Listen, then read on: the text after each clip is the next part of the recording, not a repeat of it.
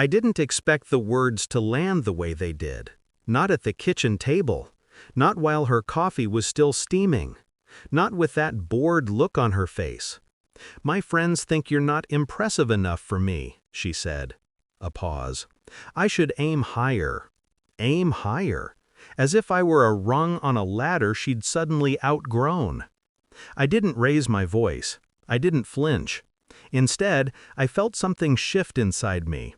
Quiet, cold, permanent. "Then go ahead," I told her. She blinked, waiting for the argument, the pleading, the insecurity. But it never came. And that was the last moment she thought she understood me. We weren't always like this. I remember meeting her in a bookstore. She was sitting on the floor between two aisles, comparing travel guides. She looked up at me as if I'd startled her, even though she'd clearly noticed my shadow first. We talked for hours, about places we wanted to escape to, about the lives we thought we deserved. Back then, she held my hand like it grounded her. Back then, she introduced me to her friends with pride. Somewhere along the way, pride became comparison. Comparison became criticism. Criticism became contempt. It's never sudden. It's erosion. The signs came quietly. She started dressing up to run errands. Her phone became a second heartbeat, constant, hidden, guarded.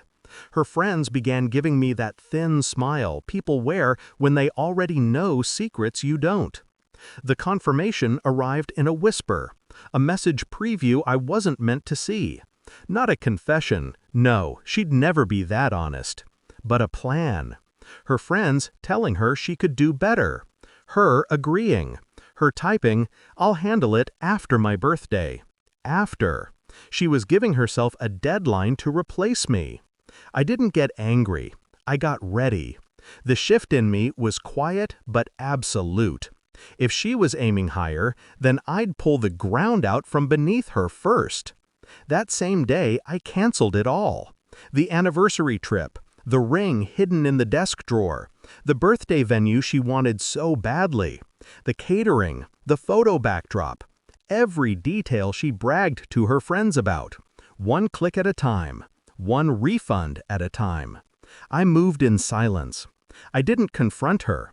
I didn't give her the drama she expected, because drama would have given her power. Instead, I waited. People like her only realize what they had when someone else notices its absence. 2 weeks later, 4:03 a.m., my phone rang. Her closest friend's name on the screen, shaking.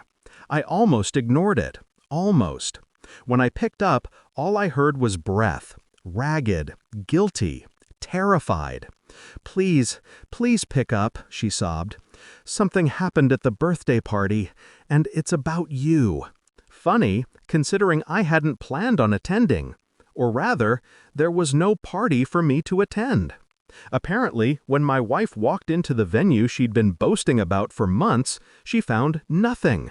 No decorations, no guests, no bar. Just an empty hall and a confused janitor sweeping the floor.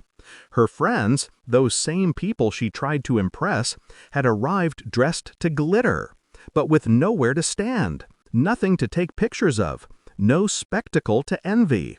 And then they turned on her. Quick, brutal, impatient.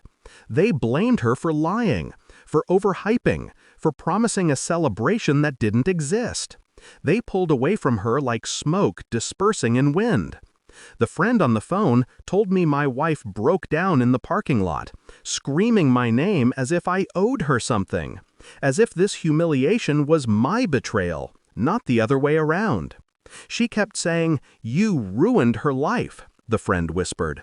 And we told her she ruined everything herself. That part mattered more than it should have. When my wife came home at dawn, mascara streaking down her face like melting armor, I simply looked up from the couch.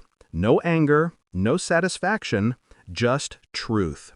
"You wanted to aim higher," I said. "You should have checked the ground first." She collapsed into a chair, the weight of her own choices finally heavy enough to feel. "You embarrassed me," she whispered. I shook my head slowly. No, you underestimated me. Silence thickened the room. She saw the distance in my eyes, the finality.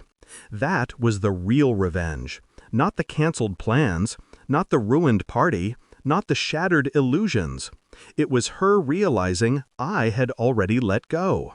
Now, when I think back, there's no bitterness, just clarity. Some betrayals break you. Others sharpen you. Hers carved out the version of me who doesn't beg to be valued.